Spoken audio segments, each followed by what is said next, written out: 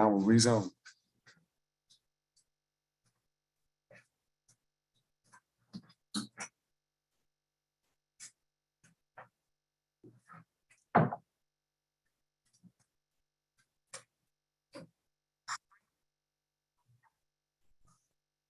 Okay, sir, when you're ready, we can begin in 5, 4, 3, 2, 1.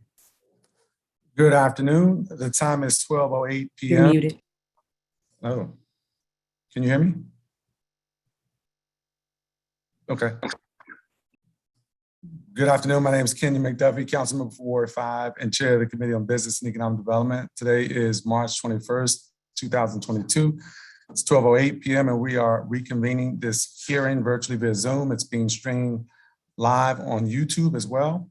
And so we're going to call this hearing back to order. When we left off with the witnesses who had signed up to testify for the Office of the People's Counsel. And so we're going to begin there. As you all know, the Office of the People's Counsel is an independent agency of the district government that advocates for consumers of natural gas, electric, and telephone service. The Office of People's Counsel, or OPC, also represents the interests of district utility ratepayers before the DC Public Service Commission, the Federal Energy Regulatory Commission, the Federal Communications Commission, other utility regulatory bodies, and the courts. And we have witnesses who are here, and I appreciate the patience for those who have remained with us. We're gonna pick up with, I see Victoria Leonard, as well as Ivan Laney, and maybe one more other witness, but we'll start with Victoria Leonard. And good afternoon to you, good to see you. You gave your testimony. Thanks for being here. Yes, thank you, Chairman McDuffie. It's nice to see you and thanks for holding this budget hearing. My name is Victoria Leonard and I'm the Political and Legislative Director for the Baltimore Washington Laborers District Council. We are the local LIUNA affiliate and represent more than 7,500 members across the DC metro area. And many of our members live and work in the District of Columbia. And I also represent the construction trades on OPC's Utility Consumer Advocacy Network, or UCAN for short. At our last UCAN meeting on March 2nd, we learned that the OPC Water Division's caseload had increased 240% over the previous year. And to address this massive increase, we learned that OPC was seeking an additional $362,000 to hire 3 more staffers for the Water Division. The Water Division has been under-resourced since its inception, and the additional 3 staffers will help remedy that problem. It's my understanding that the mayor's budget includes the funds to hire the 3 more staffers. So as a UCAN member, I ask that the committee ensure the funds remain there and do not get reprogrammed. It's important for OPC and its new water division to have the resources it needs to serve the residents of the District of Columbia and fulfill its mission in a meaningful way. So thanks again, Chairman McDuffie, for the opportunity to speak about OPC and its budget needs. And thank you for your testimony this morning. I know how important that water division is, and so I appreciate your testimony about that. We're going to turn next to Christine Leak.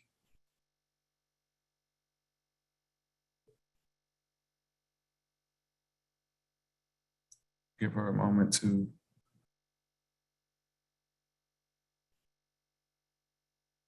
If you want to turn on your video, it looks like you have unmuted yourself.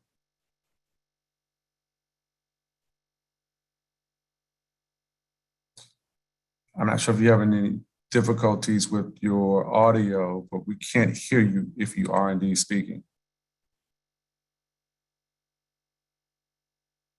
Okay, staff, we'll give Christine Leak a moment. We're going to turn next to Ivan Laney. Good afternoon to you. Thanks for being here. You can begin your testimony. Thank you, Chair McDuffie. I want to thank the council members for this opportunity to talk about a trusted partner. I am Ivan Laney, and I serve as the Division Director for United Plan Organization. UPO unites people with opportunities. We tear down barriers so people can build up themselves, but we need partners to help people rise out of poverty and become self-sufficient. These are our connectors, the glue that helps the district residents when they're in crisis. We depend on the Office of the People Council. They have our back and we have theirs. They're always very responsive and strategic in what they do, and sometimes can get immediate results. They say, if you need help in solving issues, let us know and we'll help you. OPC is one of the connectors with the largest businesses to get more done. You've got to love that. For example, they talk with Comcast about the new connectivity program for people with low incomes. Then they quickly forward these details to UPO so that we become ambassadors for the new program for customers in need. During the pandemic, customers reached out to the Office of People's Council. The residents were in panic about emergency rental assistance, utilities, and home internet services. OPC reached out to Team UPO and asked us to help these families and get current on their pile of bills. For instance, Verdell came to the Office of People's Council for emergency rental assistance. Her back was against the wall. OPC referred her to our team. We helped her to complete a state DC application. She received back rent and got current on her rent. She could finally breathe again. OPC collaborates with the mayor's office and commissions to give assistance and guidance, and OPC is constantly seeking out new programs and services that organizations like ourselves don't already have, and they share those resources as they get them. This office is more than generous. I cannot stress that enough. OPM wants DC residents to know more about their resources right away. So we are proud when they turn to UPO to help get this information out quickly and efficiently. To be clear, they hold us accountable. They hold our feet to the fire on making sure that we follow with people, guide them, and get them across the finish line. When I deal with customers who have a high level of need, including ones who really need utility assistance, it's important to have the support of OPC. I need to be able to reach out to folks who have more resources available. Their team is already receptive and they're interested in what we do and how they can help. Please strengthen the Office of People's Council.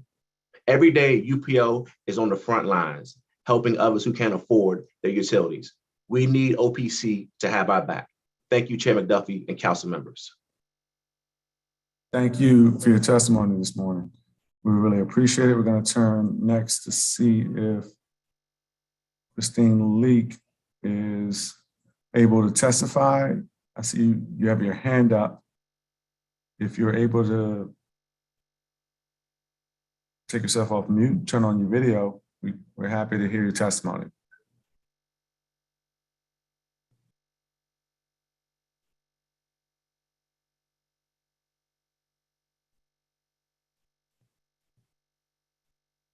Seth, if you can ask that Christine Leak unmute herself, otherwise we may have to move on to the next panel because I can't hear or see her.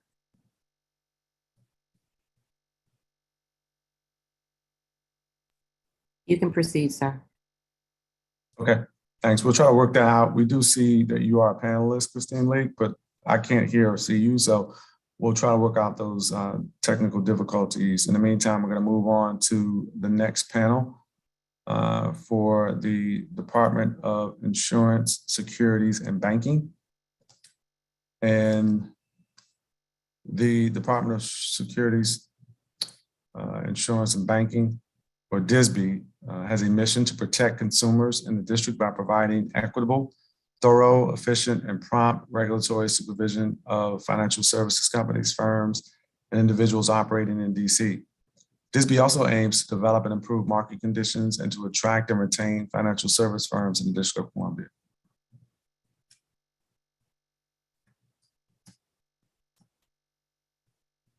The first witness on that panel is Joseph Lightman Santa Cruz.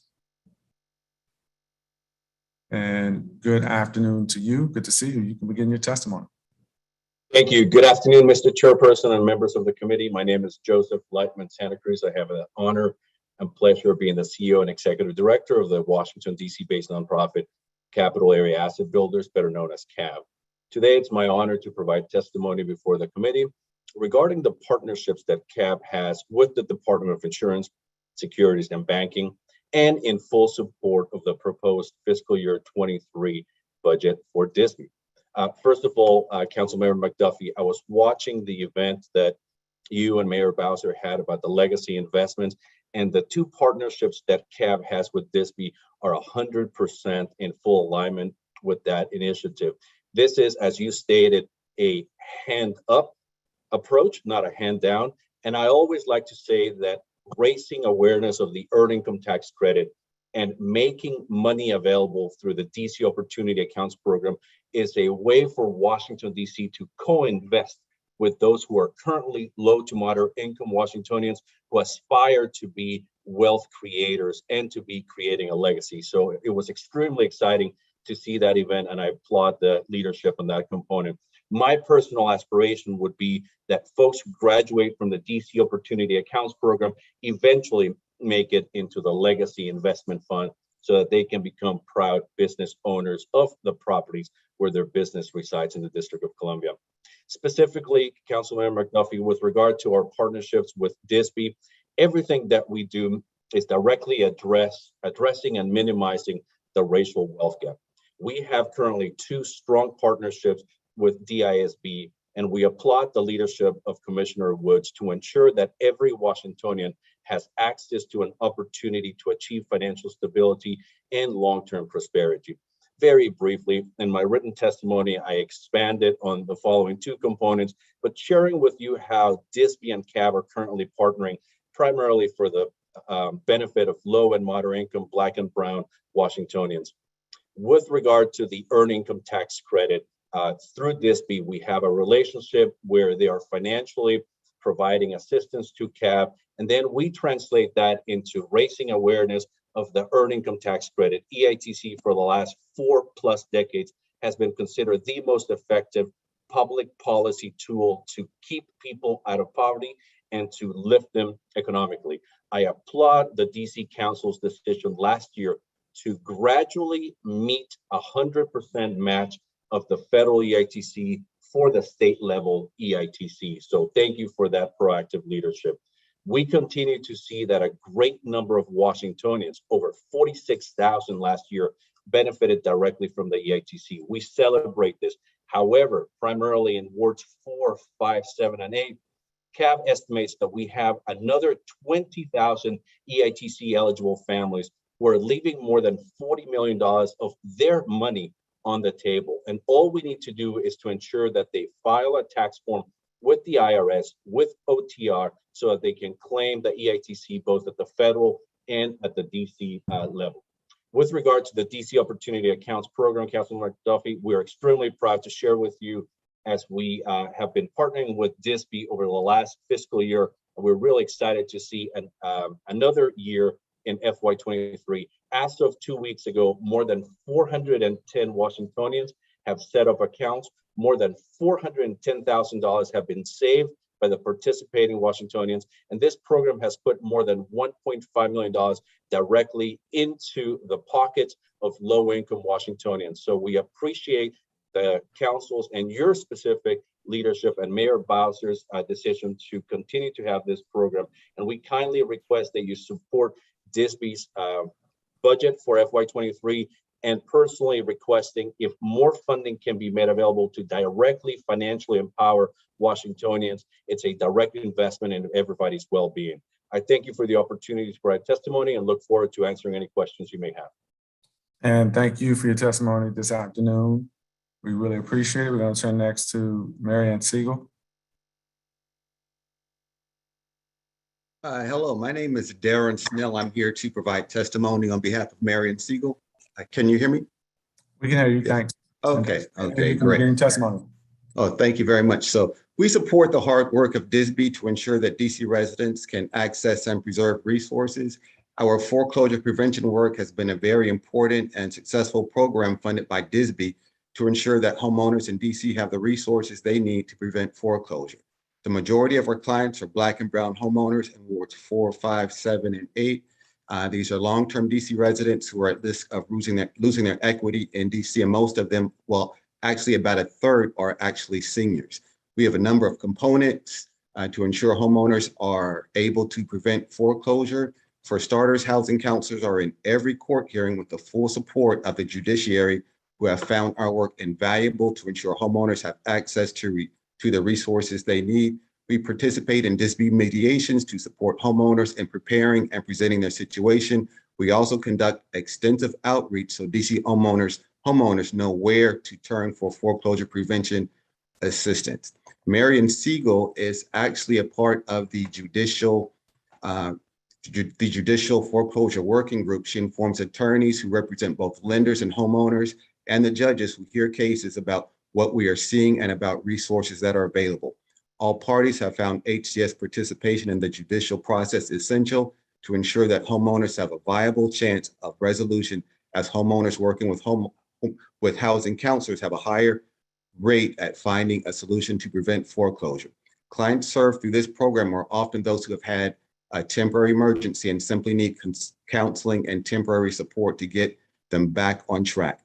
This program does just that with a success rate of almost 95% when it comes to preventing foreclosures when working with homeowners who stay active with working with counselors. Lastly, I would like to add that continued funding for this program is essential in continuing long-term DC residents are a vital part of our community. Thank you. And thank you so much for your testimony here this afternoon. I want to thank both the witnesses for their testimony.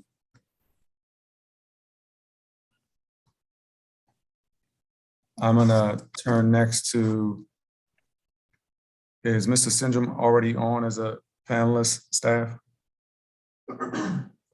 I can shift him over one moment. Actually, you know what? Arthur Slade is on as a panelist. I know that Mr. Slade has signed up to testify on DSB. So before we transition to OCFO, we're going to hear from Mr. Slade. I'm so glad you're able to make it. I appreciate you joining us, and you can begin your testimony.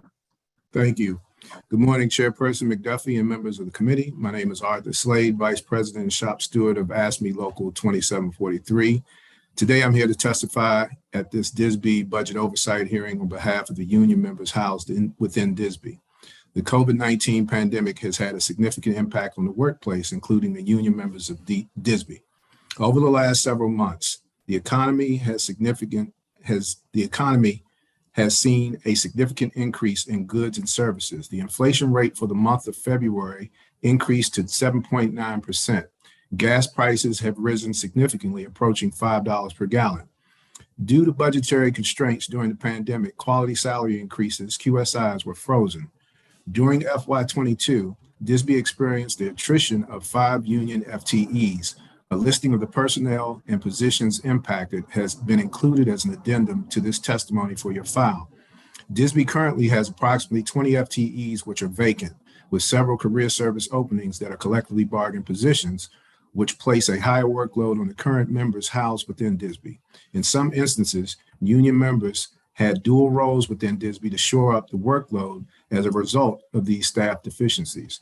Therefore, I'm here to advocate for $200,000 in funds to be appropriated for quality salary increases for the approximately 53 union members of DSB, as it is my understanding that DSB's FY23 budget is projected at $37 million. Moreover, this should be attributed in part for the FY21 NAIC accreditation achieved by DSB to ensure the regulatory compliance of insurance companies licensed to conduct business within the District of Columbia. As always, I would like to thank you, Chairperson McDuffie, for your leadership in supporting labor to create a collaborative partnership.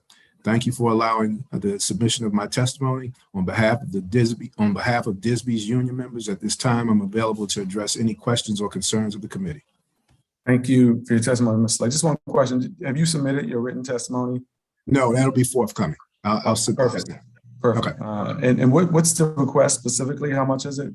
200,000 for quality salary increases for approximately 53 union members. Some of them may be maxed out, so I just roughly estimated that rough figure. Okay. If you could follow up, just if you with the committee staff specifically on that number, how you got there, that'd be okay.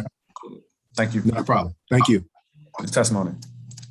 All right, we're going to turn next to witnesses, and I want to thank everybody on that panel for their testimony. I want to turn next to the witnesses who signed up to testify for the Office of the Chief Financial Officer and Events DC. The Office of the Chief Financial Officer is an independent agency in the district that assists the mayor and council in enhancing the fiscal and financial stability, accountability, and integrity of the government of the District of Columbia. Events DC is the official convention and sports authority and the premier host of convention, sports, entertainment, and cultural events in the district. Events DC owns and manages some of the most visited venues in the city, including the Walter E. Washington Convention Center, the Fields, Festival Grounds, and Skate Park at RFK Campus, Nationals Park, and others. All right, so we have the witnesses. Where is my list? There we go. Okay. I'm going to turn first to Kesh Ledowahedi. Thank you for being here, and you can begin your testimony. Thank you, Chairperson McDuffie. You can hear me okay? Yes, we can hear you. Okay, great. Thank you. My name is Kesh Ledowahedi. I'm Operations Director of DC for Democracy. Our 700 plus voting members are middle and low-income DC residents who appreciate the importance of tax policy and the value of using the full potential of the tax code to promote racial and socioeconomic equity. We are also longtime members of the Fair Budget Coalition and fully support their tax and revenue recommendations for the FY23 budget. First, we should expand the Earned Income Tax Credit to undocumented residents in DC. EITC is widely considered to be a very successful safety net and work incentive program that boosts income for working families. Our community relies on undocumented immigrants to perform vital services, but they are generally paid low wages and enjoy few, if any, benefits. They're also the frontline workers that are among those hardest hit by the pandemic. While low-wage workers with Social Security numbers received valuable benefits during the pandemic, the government excluded workers who use an income tax identification number, or ITIN, to file their taxes. If we are to make a just recovery, we would allow these working-class people and their families to benefit from DC's refundable EITC. We understand that such a policy will benefit about 5,000 undocumented workers who are members of the community, do essential work and pay taxes, but are excluded from so many safety net programs. 6 other states, including Maryland, have adopted the policy of expanding the EITC to workers with ITINs. There is no excuse for DC to not do the same. Our second recommendation is to fully expand the Opportunity Zone tax break. Opportunity zones are another example of corrupt government where elected officials offer goodies to their corporate benefactors. The Institute on Taxation and Economic Policy describes the OZ tax credit as a program that, quote, fails to incentivize new investments in truly distressed areas while subsidizing projects on which ground has already been broken. Ultimately, this puts profits directly into the pockets of investors rather than actual communities in need of economic revitalization. Finally, we also have serious concerns about the CFO's forecasts, which have severely underestimated revenues year after year. This has resulted in the council making budget decisions based on incorrect estimates that have particularly harmed low-income residents who rely on safety net programs such as emergency rental assistance.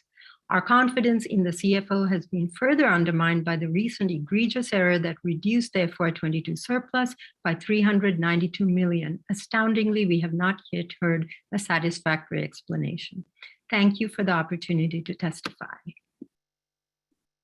And thank you for your testimony. We're going to turn next to Erica Williams. And good afternoon to you. Thank you for joining us. Hi, thank you so much. Thanks so much, Chairperson McDuffie and members of the committee for the opportunity to testify today. My name is Erica Williams. I'm the Executive Director of the DC Fiscal Policy Institute, where we shape racially just tax, budget, and policy decisions to advance an anti-racist and equitable future for the district. I want to focus on 2 recommendations for this panel. The first, to extend the district's earned income tax credit to filers, workers who are filing their taxes with individual taxpayer identification numbers, or ITINs. And the second, to ensure that tax abatements for downtown building conversions are necessary, transparent, and in alignment with our affordable housing goals. So the first recommendation is to, we urge this committee and the council to make our EITC as inclusive as possible. A step toward that is extending it to workers who are filing their taxes with ITINs. These are largely workers who are undocumented. 6 other states have actually taken this step, including our neighboring state of Maryland. We know the credit makes a big difference in the lives of DC's families with low and moderate incomes, helps them pay the bills, it advances racial and gender equity, it has lasting long-term benefits for our kids. But there are about 4,200 tax units that are not current, or households who are not currently benefiting from the earned income tax credit because of their immigration status. The cost of extending the program to these families would range from about $4 to $5 million under our current parameters today to about $10 to $11 million once our expansion that was adopted last year is fully implemented in tax year 2026. We are a welcoming city, and our commitment to low-paid workers, to healthy child development, to equitable outcomes, to an inclusive recovery should not be limited by people's immigration status, should not be based on that. The second recommendation I wanted to lift up for this panel relates to the mayor's proposal to provide $2.5 million in tax abatements for the next 20 years to support office to residential conversions in a specific area of downtown and those conversions would have to create at least 10 housing units. We would urge this committee to really look into this, do the research, and make public any evidence that these conversion projects are actually worthwhile and wouldn't happen in the absence of a public subsidy. We also, if there is evidence to justify public support of this plan, we would ask that the committee consider making this a competitive grant process to be run by the Office of the Deputy Mayor for Planning and Economic Development. We think through that kind of process, developers can actually make the case for why their project is worthwhile and why public dollars really ensure financial viability of the conversion. Third, we'd ask that this committee put in place strong clawbacks or recapture provisions that require partial or full repayment of public dollars if developers fail to meet specific requirements, for example, around affordability goals. And finally, we'd ask that this committee look into whether the set aside for 8% of housing units being made at rents affordable to households at 60% of the median income, if that actually aligns well with our housing affordability goals.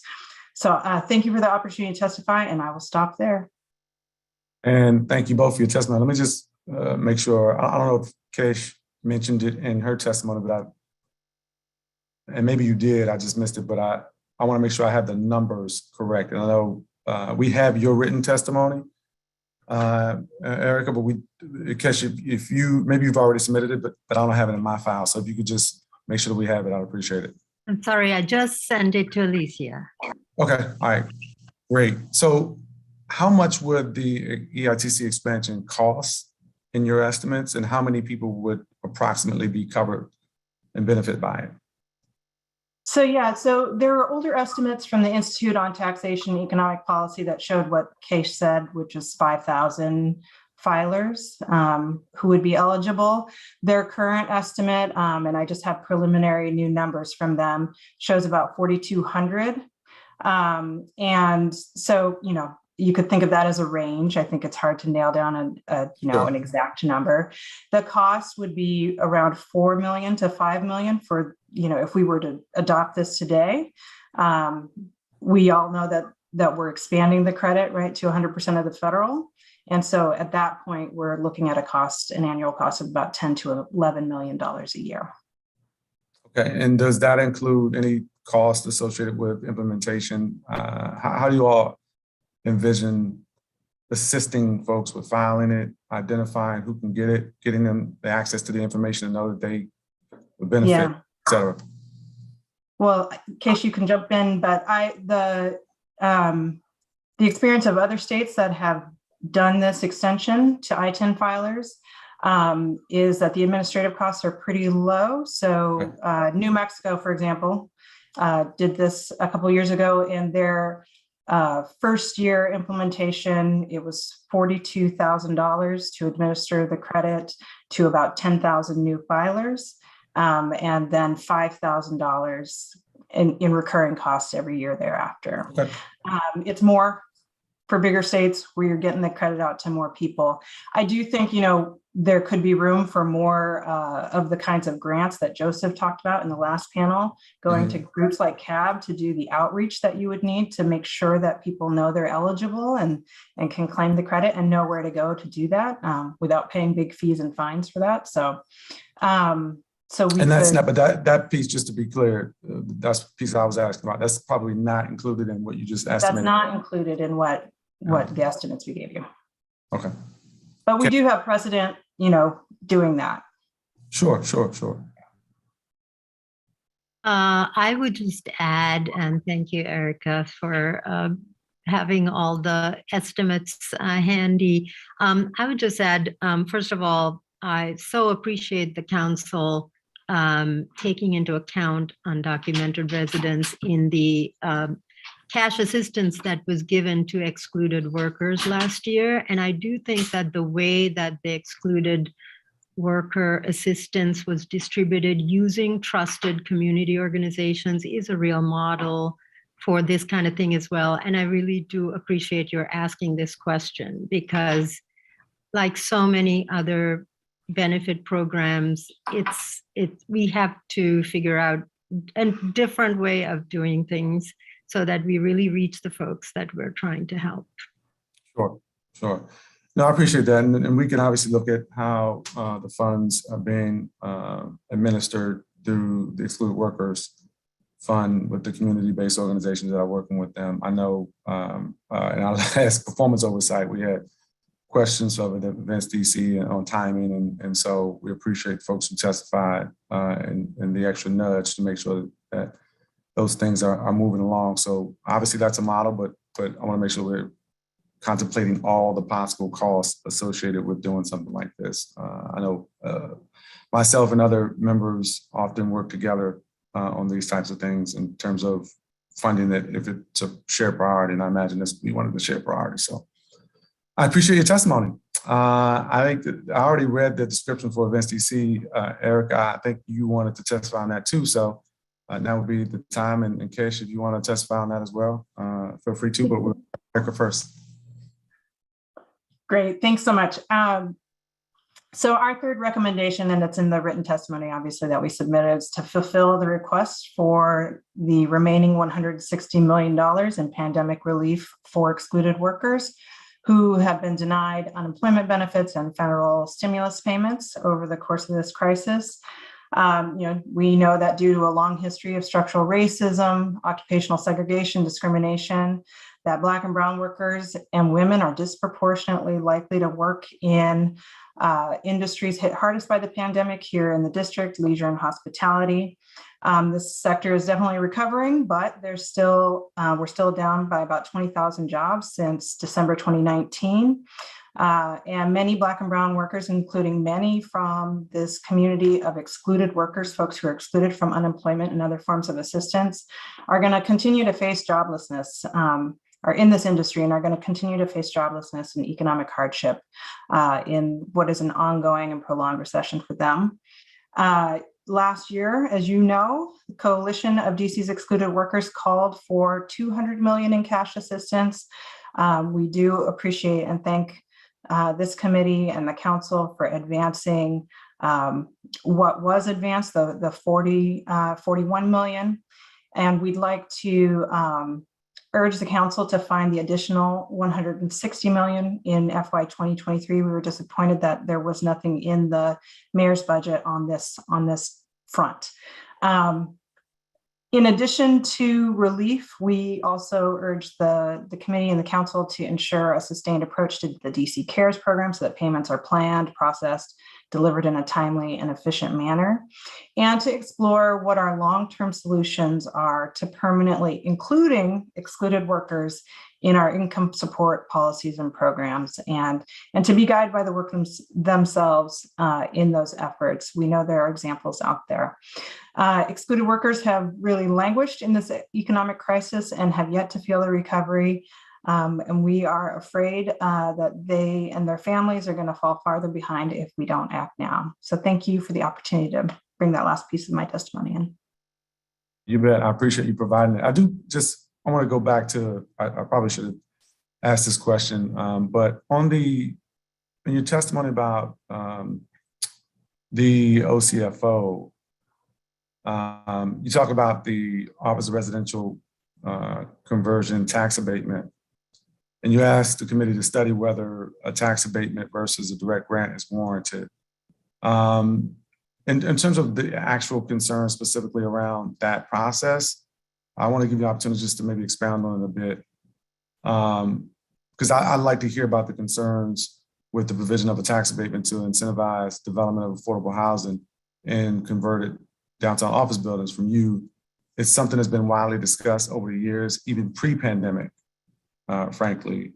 One of my concerns has always been to ensure if that was something that the city has decided was a priority and we're going to do something to help fund it, that we ensure we are developing affordable housing in the process, and deciding at what levels is important. I have a follow-up question about the levels next, but I want to just give you an opportunity to expand a little bit on that. Yeah, thanks so much for that. I think one of the things that concerns us about a tax abatement program, as opposed to a grant program, is that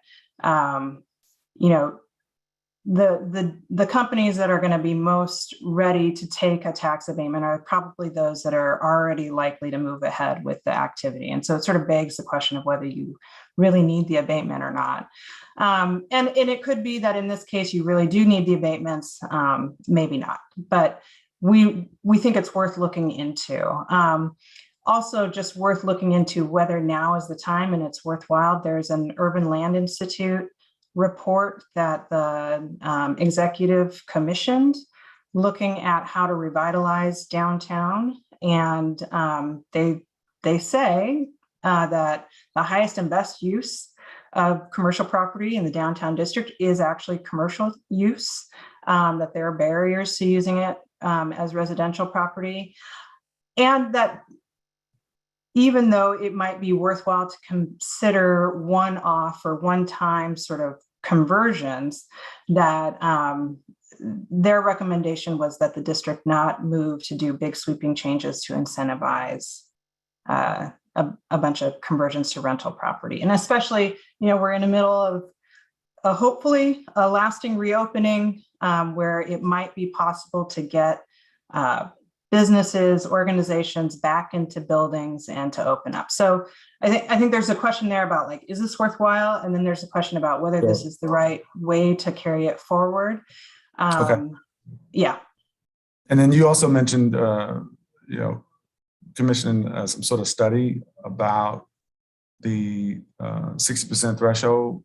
And I wanted to ask you, because I know the mayors, they've already looked at the issues around office to residential conversions. There's been a report done on that. There's also been a study about how to fund and incentivize lower income units in high need areas. And so do you think we need to, well, you mentioned that we need to study it, so I guess that's not an appropriate question, but I guess my question would be, if we already have those studies that exist, do we need to study it again, or do we just kind of need to maybe ask the right questions around the thresholds if indeed we want to support these conversions? And we believe that as a council is the right thing to do to incentivize this activity downtown.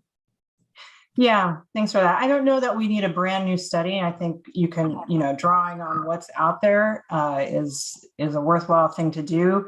I think more what we're suggesting here is that, that full picture is actually presented, like, here are all the ways we are trying to reach our affordable housing goals. And this is how we think this slice fits in, as a standalone bill and tax provision where it's, requiring 8% of new units be affordable to folks at 60% AMI. That doesn't seem in line with kind of the dire needs we have for affordable housing and deeply affordable housing. So I think seeing it as part of a big picture and I would be helpful. And that's something that this committee could help to do. Okay. All right. Well, again, I appreciate your testimony and the time you spent preparing and providing to. We have the written testimony for the record as well. Yep. I don't have anything else. Is there anything else you want to cover before we transition? Nope, that was it for me. Thank you so much. Thank you. And staff, I think we have exhausted all the witnesses who were able to remain. And again, I apologize for having the recess for a very important announcement. And so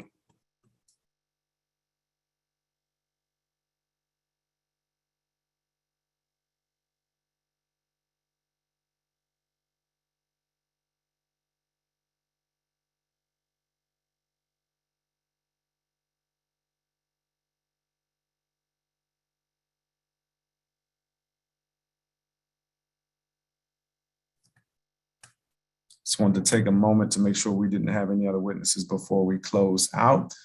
And we don't. So I want to thank you all for your testimony here today, all the witnesses who provided testimony early via Zoom and those who provided written testimony and took the time to spend with us here today. This marks the end of the committee's first budget oversight hearing. The committee's next budget oversight hearing is scheduled for this Thursday, March 24th at 9 a.m. when we will hear from the Department of Insurance, Securities and Banking and the Department of Small and Local Business Development. The time is now 12:50 p.m. and this hearing is adjourned.